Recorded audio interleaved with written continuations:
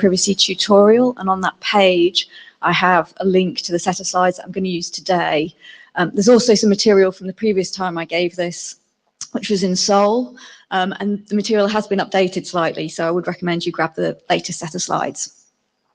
Okay.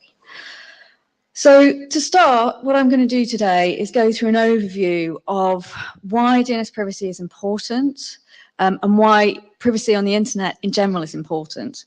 I want to chart the huge amount of progress that's been made in the last 3 to 4 years in this area for DNS, and I want to give you a snapshot of where we are now and what's coming up in this area. So these first few slides are ones that I gratuitously borrowed from Daniel Kahn-Gilmore, who presented this with me in Seoul last time but wasn't able to come today. So I will try and channel DKG as I present this. One of the arguments we wanted to make first is, why does privacy on the internet matter at all? And the answer is that it can be used, surveillance can be used as a tool for social control in ways that aren't immediately obvious. Now, this is a picture of something called a panopticon, which was a prison designed in Victorian times. And the idea behind this building was that it was a circular building and a single guard could stand on a turret in the centre and see hundreds of prisoners who were easily in his view, to give one or few people control of many. And we're in a similar situation with the internet today, which is that if you have a viewpoint somewhere on the internet, then that gives you access to the activity of uncountable people, depending on where that viewpoint is. And also the kind of machine learning we have today that means processing that data is completely feasible. One of the counter arguments about worrying about surveillance is, well, I'm a law-abiding citizen. I don't do anything wrong. I'm not worried about being surveilled. I'm really not. But there's been some really interesting research to show that just the fact that you think you're being surveilled actually changes your behavior. So the experiment involved of getting people who thought their behavior wouldn't change under surveillance, asking them questions, some of which their answers were in the majority, some of which their answers were in the minority, and doing it into 2 sets of conditions, one where you told them they were being surveilled and one where you told them they weren't. What happened was that bottom line you can see, for the answers where they were in the minority, the ones that thought they were under surveillance changed their answers. So what we're seeing is a direct, if unconscious, effect of the act of mass surveillance of people. In the bigger picture, we know the whole of the internet is not watertight. It leaks information through a variety of mechanisms. It can be traffic analysis, it can be timing. 2 of the most important ways it leaks today are through the DNS, which I'll talk about here, but also through the fact that the SNI in the TLS handshake goes in the clear. So one set of arguments that's been circling around for quite a while is, well, there's no point in securing the DNS if the SNI is still going to go clear text. But one thing I do want to mention is that all the work that's been done to move towards private DNS in the last 3 to 4 years is now changing the discussion in the TLS working group about how important it actually is to encrypt SNI. And although it's a really tough, intractable problem, in the last 6 months, there has been a big move towards it. Even though it's not part of the base TLS 1.3 spec, there are separate efforts to now try to do that. So what I'll talk about today and what I'll focus on is DNS, but what we need to be doing is having a concerted effort to fix all these leaks out of this boat in order to make the internet a safer place. So I'll move on and talk a bit more about where the IETF has come into this and where the DNS working groups have come into this. So a potted history of privacy considerations in the IETF. Work actually started on this back in March 2011 when the IAB worked on a document about privacy considerations for internet protocols. Now, you're all probably familiar with when you read an RFC, there's a section at the end that says security considerations, and that's been there for a long time. The goal of this document was to create a foundation for adding a privacy considerations section at the end of every document to show that the development of that protocol had taken privacy into account. Now, being the IETF, it took a couple of years to get it to be an RFC. And the month before this document was published, a chap you may have heard of called Edward Snowden revealed what the NSA had actually been up to in terms of mass surveillance.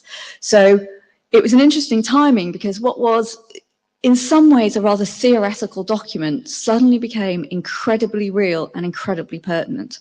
And in fact, you probably know that in response to the Snowden revelations, the IETF came back with a second document with a title that pervasive monitoring is an attack, stating that that attack is on both organizations and internet users as individuals.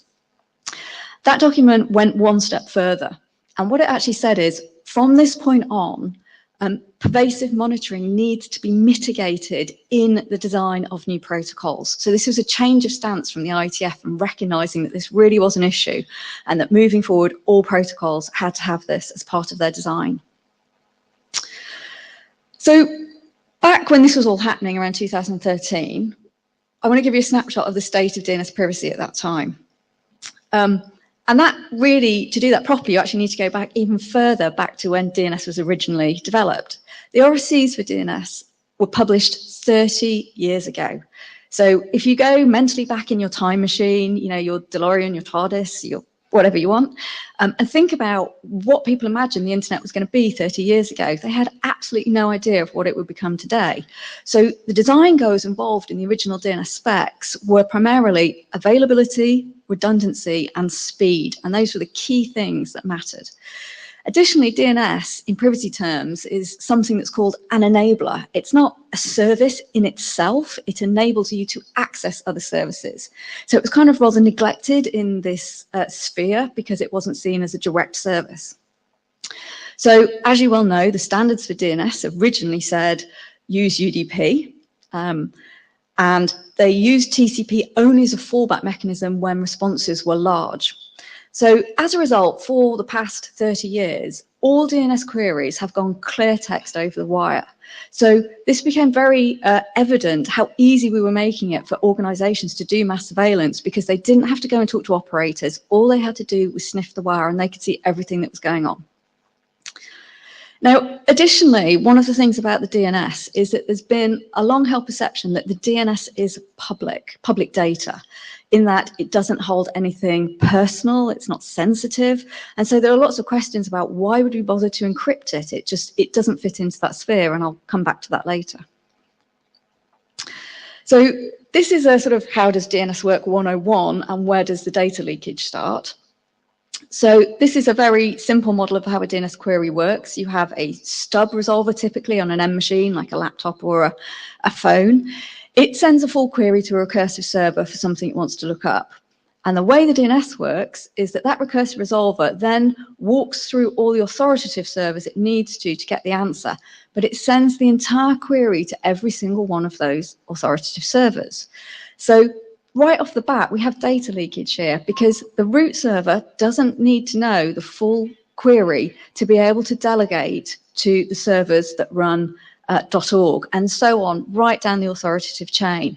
So this was done because it slightly simplified the design, but it's quite symptomatic of the way the DNS just didn't put privacy first in any of its design considerations. So things got a lot worse a few years ago with the addition of something called EDNS0 into the DNS protocol. Now, this was actually a much needed extension because inside DNS queries and responses, you really only had DNS data. This was an extension mechanism which allowed flexible data to be added onto the end of a DNS packet to do really important things like signaling the MTU path to figure out when you needed to fall back to TCP, or signaling server capabilities, something that's really rather lacking in the DNS. However, because this was so flexible, it meant that it could also be used to do other things. For example, embed information about end users into that DNS query. There are two examples of how this has been used. Both of them were done from the viewpoint of somebody, an operator, wanting to provide better service to their end customers. And this provided a really natural way to do it at the time. The problem was really with the implementation. So two examples of this is one is how some ISPs chose to implement parental filtering. And another mechanism is the way CDNs do geolocation. So in the first case of parental filtering, what happens is you want to set up some rules and you want some DNS queries to be blocked. Now, what you might think is that your ISP who gave you your home router would put the logic in the home router and then everything is encapsulated within your home network. Turns out not everybody implemented in that way. In fact, quite a lot of people didn't. What they did was they put all the logic in the recursive server, which meant to make this work, they had to embed in every single DNS query going from your home router to their recursive, some piece of identifying information about who was doing that query. Now, if you were lucky, they used some sort of hash of an identifier. So it obscured you specifically, but it allowed identification of multiple individuals behind a single router. If you were unlucky, they did something like put the MAC address of the machine that was doing the lookup in there with some other information. The worst cases I've seen are usernames being plopped in this little extension. And remember, this is going clear text over the wire. And this was all done with non-standard extensions. So this is where a noble piece of protocol design allowed for a misguided use of part of the protocol. In the CDN case, this is between the recursive and the authoritative, so it's not revealing as much information. But the idea here was that if an authoritative that was going to serve you content knew something about the geolocation of the user that originated the query, then the answer could be customized so that it directed that user to their nearest geographically located server, so they got the fastest service they could. I mean, nobody likes their cat videos buffering, right? So this is a great idea. It's wonderful. Go to the server down the road, not the one on the other side of the world. So again, it seemed a natural fit to tag a subnet, client subnet into the EDNS 0. But again, this is just compounding the problem of data leakage up on that recursive to authoritative leg. So when you use the DNS from home, you might think your queries are really rather anonymized, but the reality is you're behind a NAT and you don't have anonymity. There are many cases where individuals are being fingerprinted. And similarly, even right up to the authoritative servers in the DNS, information about activity is being leaked. So, and remember what's going over that link. It's information about, where you go, what sites you go to, what you do when you get bored, all sorts of personal information is going clear text. But think about it, pretty much every activity on the internet starts with a DNS lookup. So it really isn't just for names. Try it. Fire up TCP dump and Wireshark looking at port 53 and just watch how much traffic goes out of your machine as you just surf around and send email. Because every time you send an email, you need to get an MX record. So that reveals the domains, email domains of the people that you're emailing. Every time you go to a service, you do an SRV lookup. So this reveals the variety of services you use.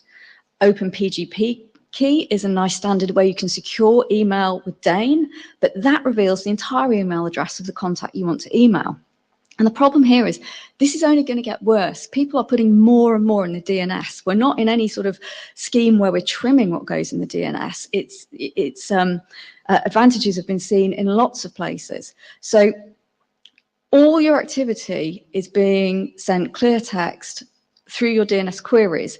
And because it's being tagged with user identifiable information, I hope your spidey senses are tingling in the sense that what you do, it's out there clear text on the wire in a way you really might not have realized.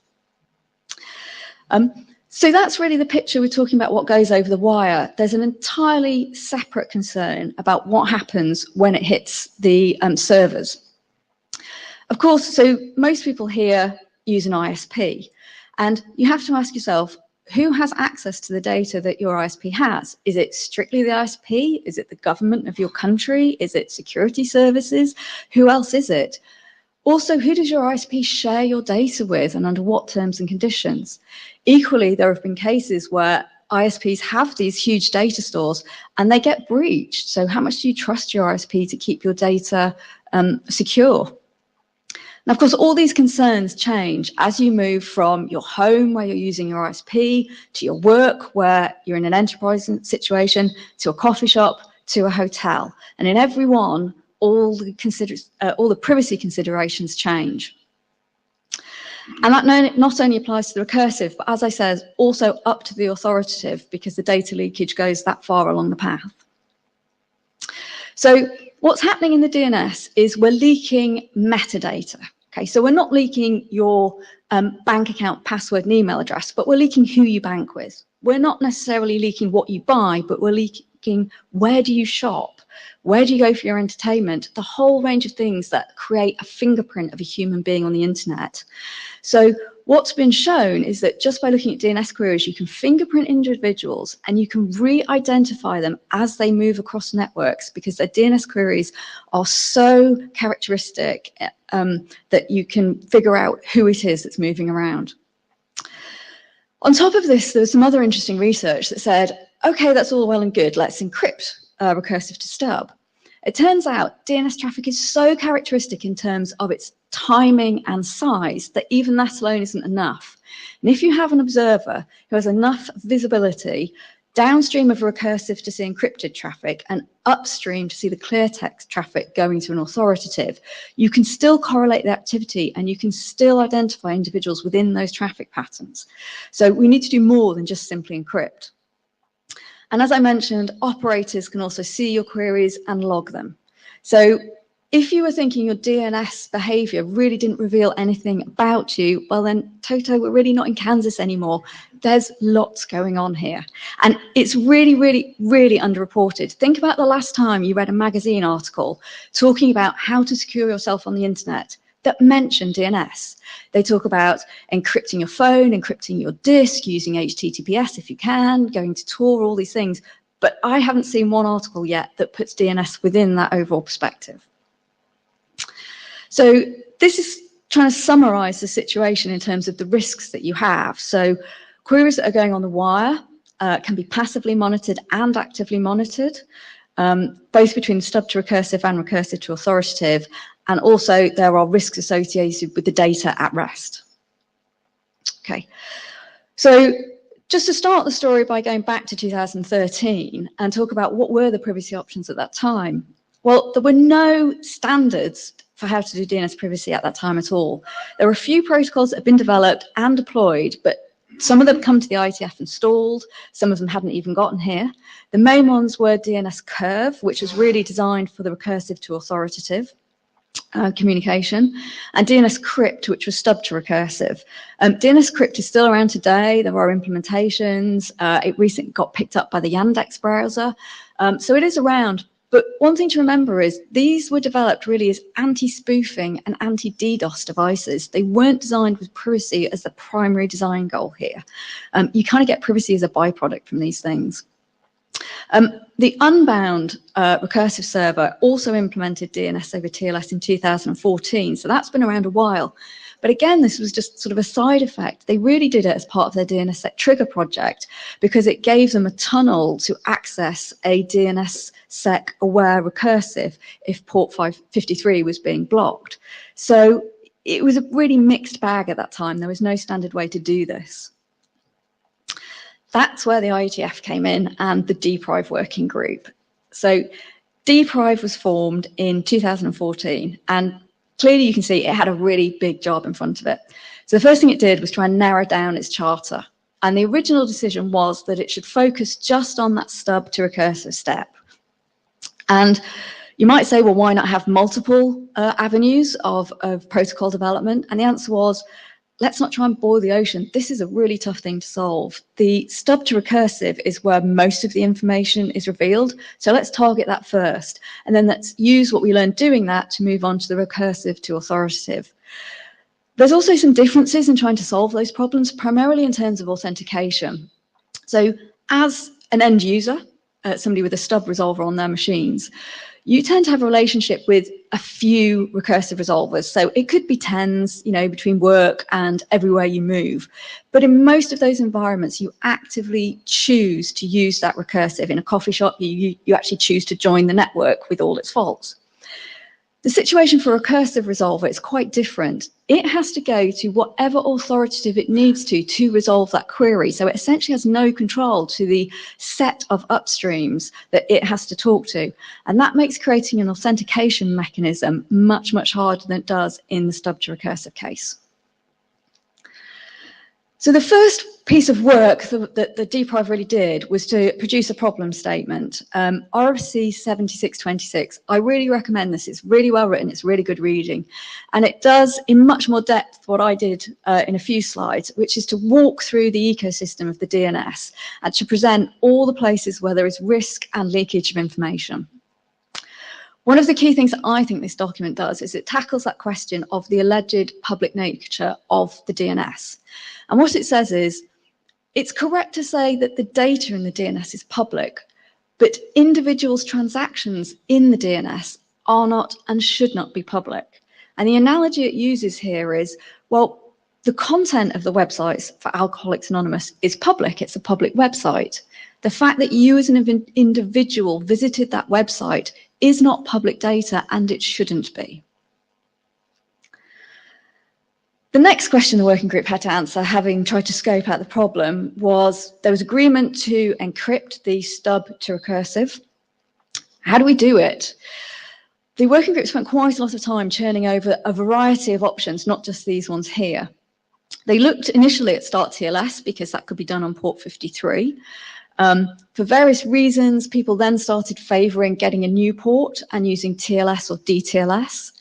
And you might think, looking at this, that actually DTLS is a natural way to go for DNS, given it runs over UDP. But when people started digging into this, a few issues were found with things like fragmentation. But also one of the key things is that if you try and do DNS over DTLS, you run into exactly the same problem as you do over UDP, which is a big response can't fit in a single message. So you have to fall back to an alternative transport. And the obvious one to fall back to is TLS. So the discussion went a bit back and forth, and the decision was, let's not go down this two protocol route again. Let's just start with TLS and get that right and choose a single protocol.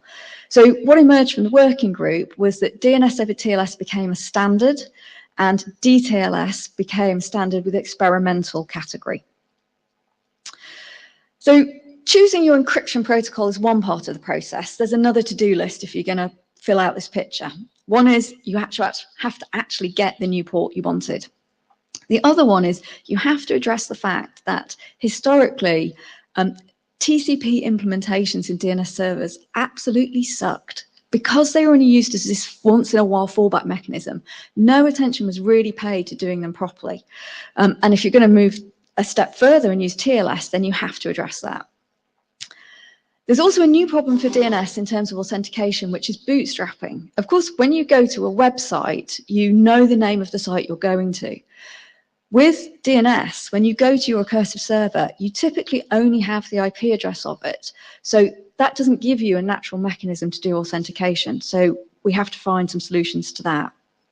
And as I mentioned before, we still have to deal with traffic analysis. So there was a lot of sort of skepticism in the working group initially about whether we would get assigned a new port, but actually IANA recognised this was a really concrete use case, and actually in October 2015 they assigned port 853, and so both TLS and DTLS can run over that port. The next one wasn't quite so easy. This was to go back and look at what DNS servers did with TCP.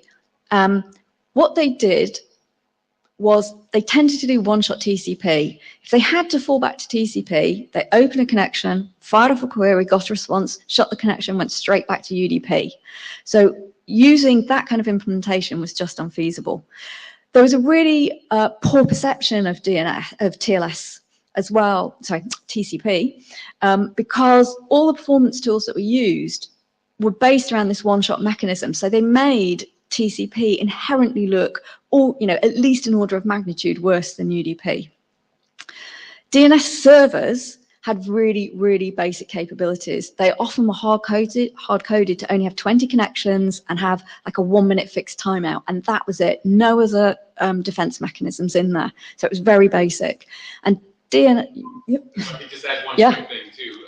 The servers really didn't care for it because all the state had to be kept on the server around connection close. Yep. So. That didn't make the slide, but that was a big issue for why a lot of servers wouldn't implement. Yes, yeah, that's true. So, and I mean, in general, the server operators didn't want to do TCP, so they wouldn't tune for it. They had no robustness. They treated it as a second-class transport, I think is fair to say.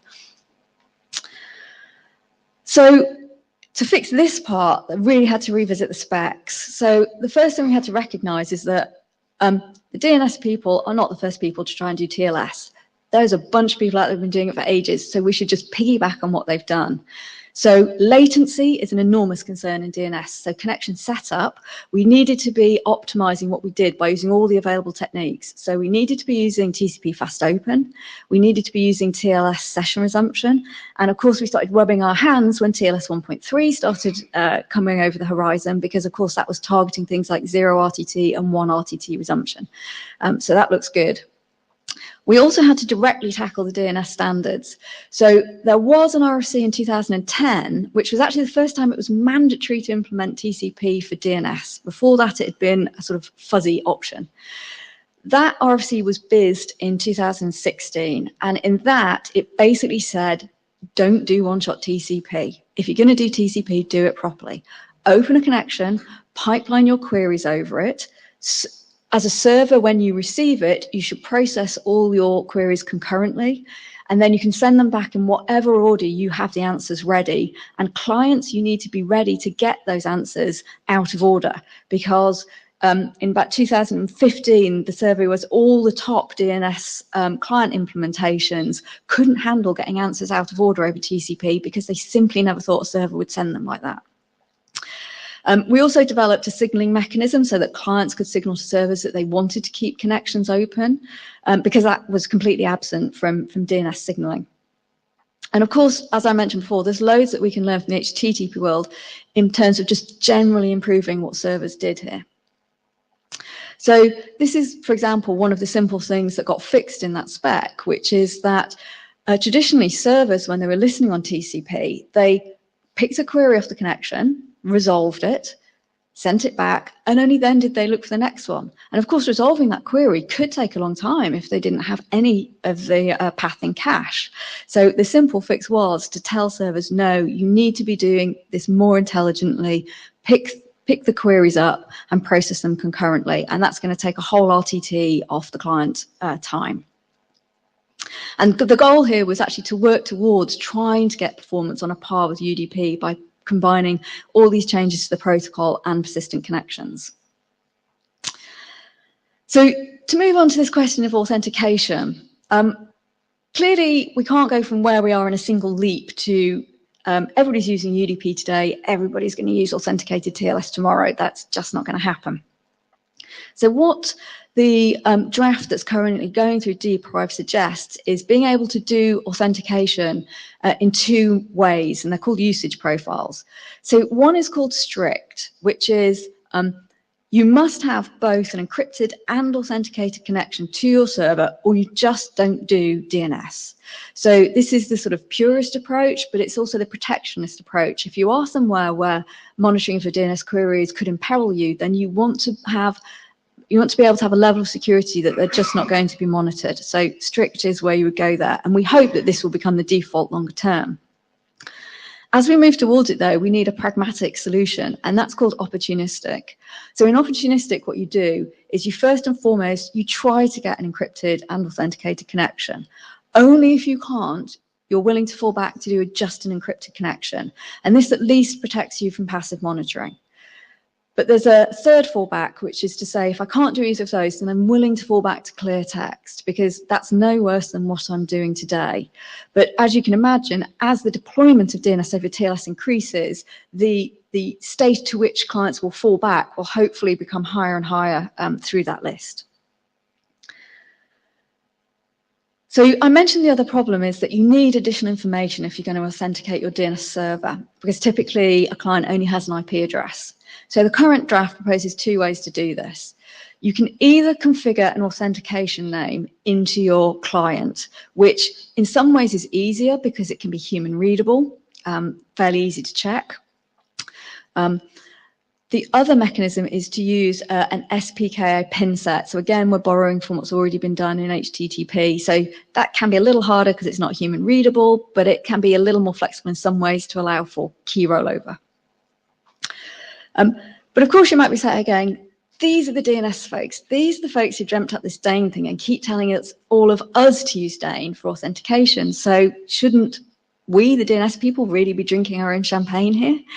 Well, the draft does also go through the details of how to do authentication via DANE. You still need an authentication domain name configured into your client to start that, but once you have it, you can do DANE to get the queries.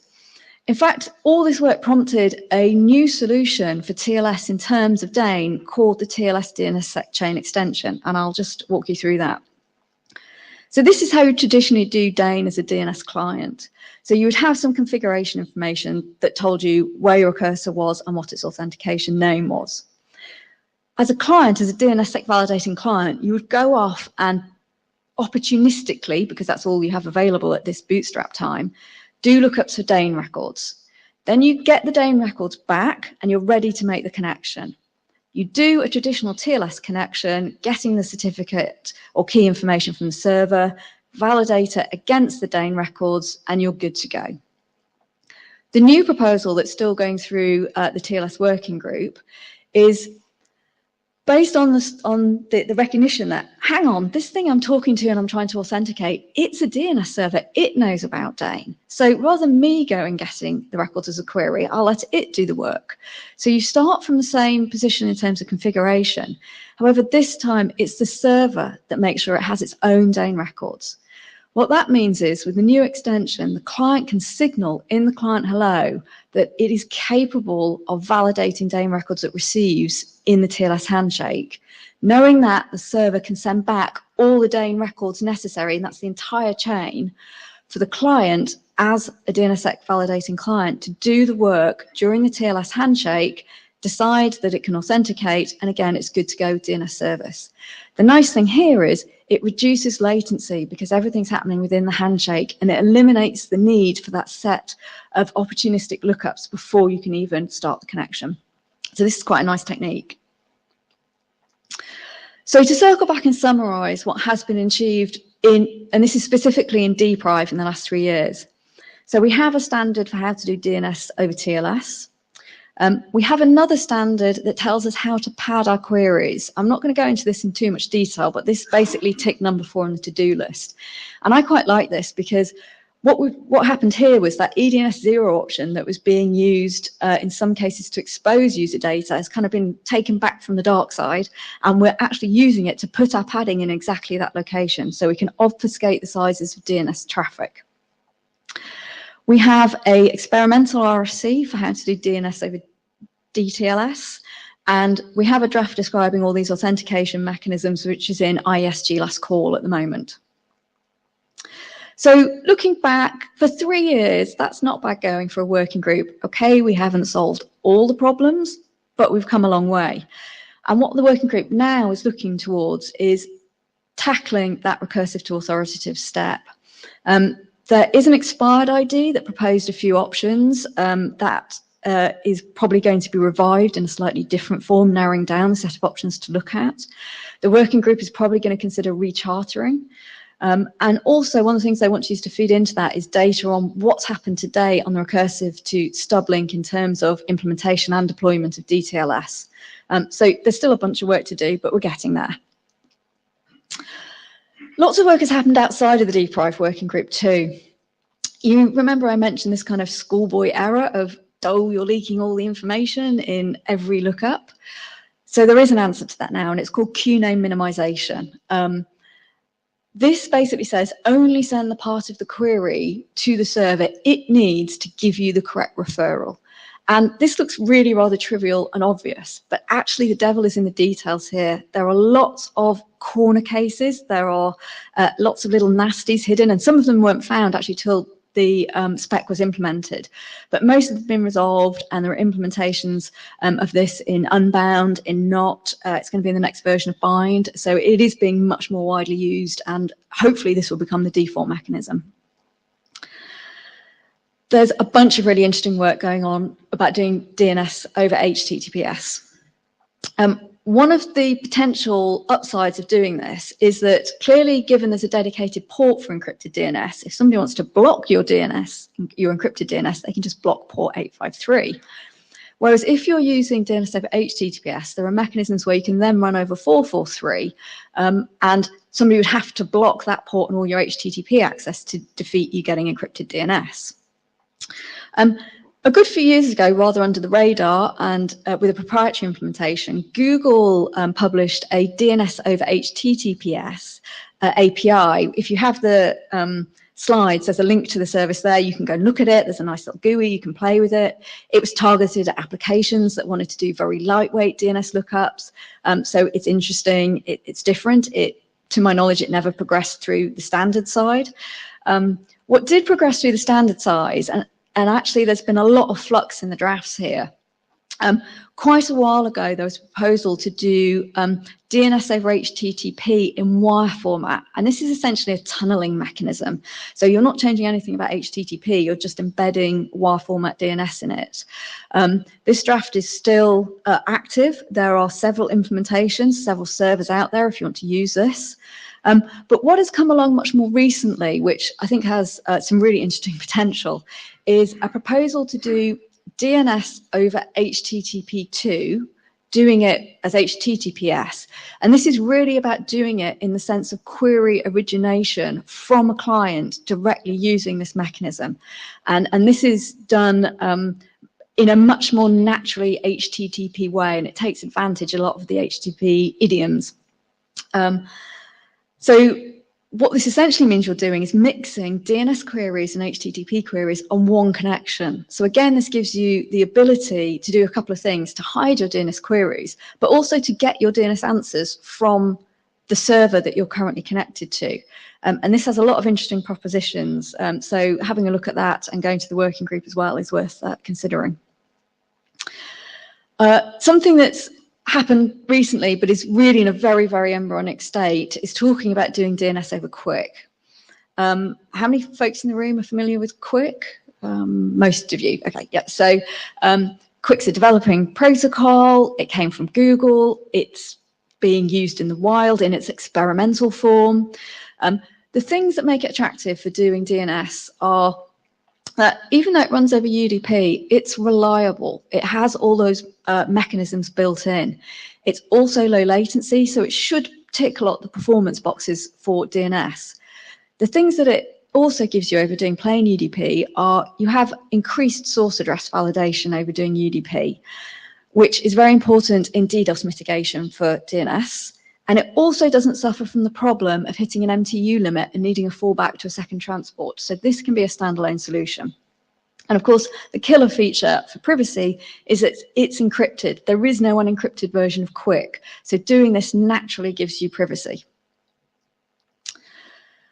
So the last place I want to talk about in terms of other work is really around data handling. And this is where I think the focus probably now needs to shift. We've done a lot of the standards work on the protocol side, but really what hasn't been tackled is what happens about the data handling. How many folks here have read the small print of their ISP and actually know how long their ISP retains their DNS data for, whether they anonymize it and whether they sell it to a third party? I do, because I asked the question, so I make sure I read mine, but typically it's not something you do. Life's too short, right? Except with changes in legislation, for example, the rollback of net neutrality in the States, that landscape could really, really change in the next few years. It could become normal for operators to sell your DNS data. So there needs to be attention paid to things like government policy. I live in the UK, we have the Snoopers Charter. That gives my government access to my browsing data, whatever that means legally, which I don't know. So there's government policy and there's government practice that we need to be considering. What would be great is increased transparency from providers. What I would like to see is that you get privacy by default and you can opt in to share your data as long as it is explained correctly, what you're buying into there. We also need to be paying attention to cases where operators say they shared data and it's been anonymized, to be sure that it's being anonymized correctly, because a lot of that is done in a rather ad hoc fashion today. And a lot of data gets shared for things like research through databases like passive DNS. And again, we need to be ensuring that that's done in conformance with proper data anonymity. Now, a lot of this work is probably well outside the scope of the IETF, and it's not really technical solutions in all the cases. But without solutions to this work going hand in hand with encryption on the wire, we won't have the full picture available. So to come back to that matrix I had earlier on and talk about which parts of it we can mitigate with the work we've done to date, well, we can encrypt Stub to recursive to protect against passive monitoring. If you authenticate that, then you're protected against active monitoring, which is good. For the recursive to authoritative, we can do QName minimization, which at least mitigates the leakage of information. And we need to still do more work on tackling data handling policies and practices at rest. I'm going to very, very briefly talk about service discovery. Because it is DNS, but a lot of people don't realize it's DNS. So service discovery is a mechanism that's used to discover services, and very often it's done on local networks, but there's nothing that limits it to a local network, and very often implementations leak information on a global scale because they do lookups out onto the network. So in this situation, one device advertises a service and it allows others to discover it. Sounds all well and good, but what's common in terms of doing this is that you give your laptop a name and your laptop uses that name when it advertises your services. So you may, some of you who can actually look on the network right now, you may be able to see devices on the network that are sharing in this way and figure out, it could be, Bob's phone as well. So the thing here is that what you're doing is you're advertising a lot about your personal devices. So not only is your name attached here, the set of devices you have here is advertised, and the set of services you're advertising. So in situations like a coffee shop where there's like 10 of you in the room, go through the thought experiment of sitting there looking at this and being able to identify each person by looking at what devices they have and whether they're male or female or various things like that. And that's what you can do very easily. What people who really know what they're doing with this can do is drill down into the details of which services advertised with which parameters. And this allows fingerprinting of devices. And there's research that has shown you can fingerprint down to both software and hardware, even to software versions, because bugs get fixed and you can see, oh, they've got the version before this bug got fixed. So again, this allows fingerprinting of individuals and re-identification through something that people see as a very, very benign mechanism. The good news is that the DNS-SD working group are also working on this problem. They've recognized it. It's a different problem to solve. They have some drafts recommending this. So if you're interested, come along to that working group later this week. So now I want to skip on to, we've done the standards work, where are we with implementation? So one resource I want to direct you to is the DNSPrivacy.org website. So the goal here is organizations interested in promoting DNS privacy to be a central reference point for where we are in the evolution of this. So various people are involved in this. So Synodon are involved, NLNet Labs are contributing a lot, Salesforce, there's too many to mention here. Lots of individuals are contributing and we're getting grants from a range of organizations. So the kind of things that we want to do here is be a first-stop shop for what's going on with DNS privacy, how can I help, how can I protect myself. So one thing we're doing is trying to keep track of the state of the implementations in the major open source DNS name servers. So you can see here that NotResolver is doing really well. They have a bunch of stuff available. Unbound is really close behind. Bind has chosen not to implement TLS natively inside the name server. What they are proposing instead is that if you want to deploy this, you do it by putting a proxy in front of your name server. And there are lots of proxies out there, Nginx, HA proxy. The Bind have actually produced an article in the knowledge database for how to put S-tunnel in front of Bind. And this can work really well, although there are some disadvantages because, of course, that load balancer isn't DNS aware. It's rather blindly passing through some DNS options that would normally be catered for by the DNS server. Additionally, it means that the source IP address of the query doesn't make it to the server. So some of the features in the DNS server, like ACLs, can't work effectively because they don't know where the queries are from. Everything looks like it's coming from the proxy. And there are actually some drafts proposing mechanisms to mitigate that and pass information from these general proxies to a server. What would be nice is if we got TLS support in DNS Dist. DNS Dist is a DNS load balancer, which has a huge range of features. It's a really nice piece of software. A lot of people use this in front of server farms to distribute queries. There is a feature request into this, and I have heard encouraging noises from the PowerDNS folks saying they're working on it. I personally think if we had this, it would be a game changer in terms of running servers, because people would feel confident about using it, and it seems like a really natural solution. On the Stub side, the picture's a bit more mixed. There's a relatively new DNS library called GetDNS, which has really tried to become fully featured in terms of what it takes to do good DNS over TLS, and I'll talk about this more in a minute. The other implementations are there and they're catching up. To my knowledge, there isn't a TLS implementation in a native resolver library on any of the OSs that's officially supported and released today. That hopefully is also changing. So in that picture, the summary of where we are in terms of implementation status are that there's better TCP handling in DNS servers. There's been a very encouraging uptake of QNAME minimization. There are several implementations of DNS over TLS. What we haven't seen yet is any implementations of DNS over TLS. I'm not really sure why, but the interest has really been focused on TLS. And as I mentioned, there are implementations out there doing a form of DNS over HTTP. To move on to where deployment is, we have today experimental servers that are available. We don't have any large-scale deployments.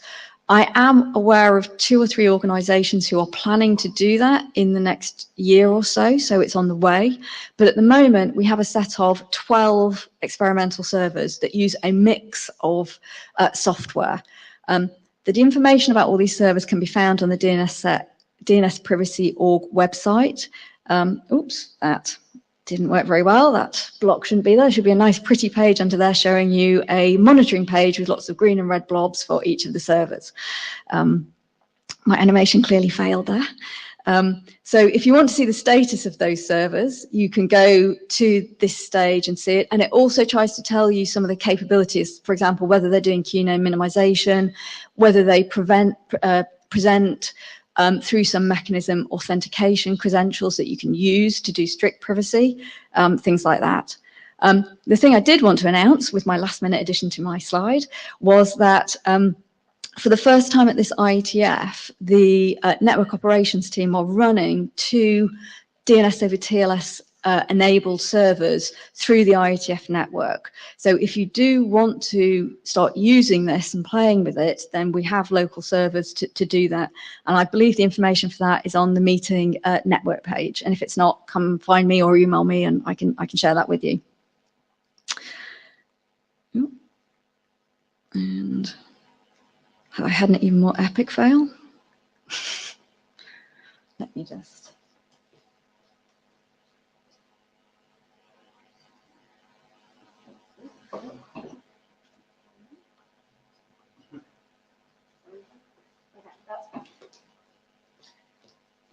I think that was just a minor freeze.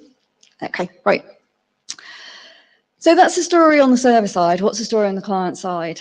As I mentioned, the best place we can recommend you to go today is to use Stubby. Stubby is an application that works as a privacy-enabling resolver on a local machine. It's based on the GetDNS library, and it's really a wrapper around running the GetDNS library as a daemon.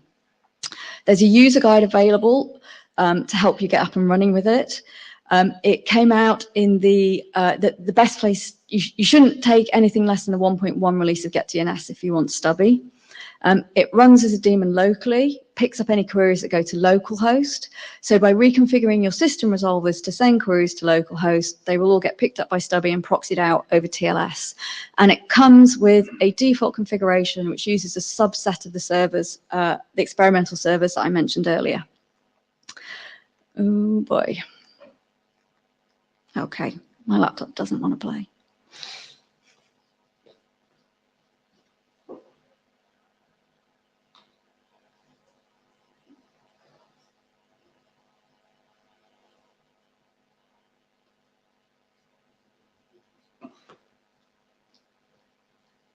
So I'm nearly at the end. Let's hope we can make it there. So Stubby is currently in a prototype stage. We're kind of saying it's for advanced technical users. It's not for everybody yet. It does support all the features we talked about in terms of choosing between strict and opportunistic, and choosing between a name or PIN authentication. A word of warning, we are actively working on evolving Stubby, and some of this work happened at the hackathon this weekend. We're going to separate Stubby out. At the moment, it's basically a tool that comes with the GetDNS library when you install it. We're separating it out to be its own standalone application. We're rewriting the documentation, redoing all the packaging, etc. So if you go and look at information related to Stubby, it probably will evolve in the next few weeks as we do all that work. We're also working on, we have a homebrew tap at the moment, which should be a formula hopefully next week. We have Docker images, and we are in the early stages of thinking about what a GUI on this would look like, because if you want to make this accessible to non-technical users, you have to think about that. So we have a GUI that I'm happy to demo to anybody who's interested. Given my flakiness of my laptop, I don't think I'll try a live demo right now. Basically, it's a little control panel that lets you run Stubby as a service, gives you a button that flicks your system resolvers. You can look at the configuration, which at the moment is an ugly configuration file. That's going to get prettier. And you can see a log. And what we log is the opening and closing of TLS connections to all your upstreams. And you can configure multiple upstreams and distribute your queries among them. So as I said, this week at the hackathon, there was work on Stubby. There was also some work done by folks in the room starting an implementation of how to do the DANE method of authentication, and that included doing it using the TLS extension. And there was also some really good work starting support within Android to do an opportunistic form of DNS over TLS, and I'm really excited about that. So I want to thank the guys who did the work, because I think that that's a really important step in making this more broadly available. But it does bring an interesting question, which is, how do we make this usable? So the thing is, DNS privacy is going to be a completely new paradigm for end users. Think about how much people struggle just with HTTPS, to not going to insecure websites, and think about all the effort that's been put into getting the icon just right, the server certificate warning messages right. There are whole teams that do nothing but work on how to make this work for non-technical users. So people are barely grasping HTTPS security. Suddenly tell them that they have to worry about DNS security as well is going to be a real challenge in terms of communication. And another challenge to add on to that is that message is probably going to be coming from DNS folks who really aren't used to dealing with end users. We're used to having DNS under the hood and just work. So I think that will be a really interesting dynamic as those two worlds meet. To make this succeed, what's come out of the HTTPS world is this concept of not just that world, but all the studies into things like trying to make email encryption easy, a whole variety of different places, is you have to have something called usable security, which it means that a really nice, good UI isn't good enough, because users if they don't understand what they're doing, they can still make huge mistakes, even with the best of intentions. And even if they do know what they're doing, they can still make mistakes. So you have to basically do everything you can to protect users from themselves and enable them to get the privacy they want. So this is a non-trivial problem that, again, is probably not for the protocol folks, but has to be solved if this is going to become realistically rolled out. So to summarize, these are what I think are the key challenges short term. So one is awareness, both among technical and non-technical folks. The second is clients, is getting usable clients and getting DNS over TLS support integrated into operating systems. Usable clients for non-technical users. We are still held back by not having some wide-scale deployment of servers, but I think that is coming. As I will keep banging on about, I think we need much more transparency from operators in what they're doing with DNS. And of course, the big problem to solve is still recursive to authoritative. So to summarize, DNS privacy is a real problem, and it's one that most people aren't aware of. And I think you hear many of the discussions, many of the political clashes between the human right to privacy needing to being protected against government's desire to wanting to have a backdoor into encryption. And DNS is not alone, but I think it's becoming increasingly caught up in that discussion. It's a very large solution space, and it's not going to happen overnight. It's going to be years before we get there, but we have made progress. You can do DNS privacy today, and that situation is improving, because I really think over the next year or so, we will see a lot more DNS privacy services emerging. So with that, I think I'm out of time, although I hope there's time for a few questions. So I'll thank you for your time today and take any questions from the floor.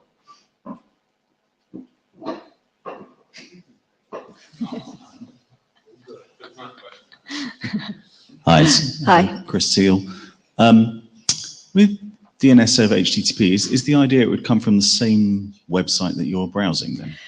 That's one of the use cases, yes. So you're connected to LinkedIn, and LinkedIn gives you your DNS. My question on that therefore is, I'm therefore trusting the same. If I'm on a malicious website, yeah, I'm in a world where I can't tell from domain names or anything that I'm in a malicious world of poison DNS throughout. So how do I know that I've got? So my understanding, after talking to one of the authors of that draft, is that the current draft is basically specifying the transport, just the way you do the transport. What is a separate question is, what's the requirement to DNSSEC validate the answers you get back? Yeah, it's just obviously part of the beauty of DNS is it's an independent authority of name resolution. And it's, when you talk about doing it over HTTPS, I find it interesting because it is shifting that model to saying that you can get your DNS from a variety of places. That there's an argument that says you may want to restrict doing that to sites you have already authenticated with HTTPS, in which case you have some context, but the details of that aren't clear yet. No, you're quite right, and it's a very good question. Yeah, it's back to the if we don't trust websites in the first place, why would we trust them with DNS? And and you have to, and it also comes back to, you have to trust somebody. I know. It comes back to your usable security. Yeah. I could see it actually making things worse because I get a phishing email and I hover over it and it's easy to spot because the DNS is wrong. Now in future the DNS will look right to me because everything about it looks right. It's all because I started on a website somewhere that I thought was correct. Yeah. So there's a lot to detangle there, I think, before that's deployable. And so speaking of things we bang on about, that was actually a segue into my personal peeve is this term DNS over HTTP. Because it means different things to different people. And you presented kind of the DNS world view of it. The web browser people have a very different view of what it means. And those views are strongly opposed to each other as far as the involvement in DNS servers and validation and generating in what the data represents. And unfortunately, I haven't myself come up with better nomenclature about it. And until we have better nomenclature to reflect the two different views of what the term even means, you just have to be excruciatingly clear. And in this particular case, it wasn't. It crossed that fuzzy boundary of, well, which are we just talking about encapsulating the DNS protocol through the HTTP transport? Or are we talking about how a web server delivers address information to you? So no, that's a good point, and I think probably could have been clearer here. And it's very good to take on board. You're saying yes. I looked at it with a DNS point of view, and maybe it's DNS in HTTP or something like that rather than over for the second one, but I think the draft actually specifically uses that title, DNS over HTTPS, and I agree. It's in, and again, I sort of worry a little bit about, as that progresses, it getting enough cross working group review with all that input there, because it isn't clear, and I think the use cases are evolving for it as well, frankly, just as the spec has. So I'd be really interested to see where that is in, say, 6 months, like what's emerged from review. And that's the same thing about use cases too. The DNS people have a very different use case from what the press. Yes, yeah. Hi, Sarah. This is Mohit Batra. I am from National Internet Exchange of India, and I am also an ISOC fellow for this IETF meeting. So my question is the DNS privacy solution being discussed at DPRIVE working group applicable to the .onion top-level domains, which are used for browsing darknet websites? In what context do you? As far as I know, the .onion is a top-level domain, and its resolution does not follow a simple path that is from stub to recursive and recursive to authoritative. It follows a different trajectory altogether. I mean, it does not follow the normal DNS resolution. Yeah, that's because it's not normal DNS. So my question, I don't know whether it's a valid question or not, but still, just to clear my doubt, whether this DNS privacy solution applicable to the .onion top-level domains or not.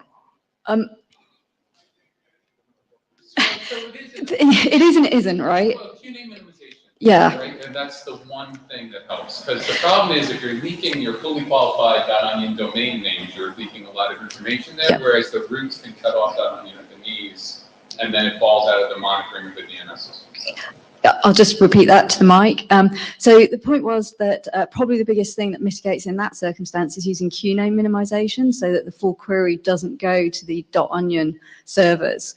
So reducing data leakage in that fashion. But of course, we're only talking today about a solution that works stub to recursive, not recursive to authoritative. So QNAME really is the only mitigation you have on that path. There's been, what might be helpful is there's been some interesting work on the fact that Tor is actually leaking information because it does clear text DNS out of some of its exit nodes, which they've realized is a data leakage, and they're now interested in using DNS over TLS for their DNS resolution because they hadn't really recognized it as an attack path. But they have more recently recognized that. So I hope, is that helpful? Okay, I'll just do some more homework and get back to you later on. Yeah, we can talk offline. Okay, thanks. Okay, so I think if that's all the questions for today, thank you very much for your time, everyone. And I hope you all go forth and use DNS privacy. Please do.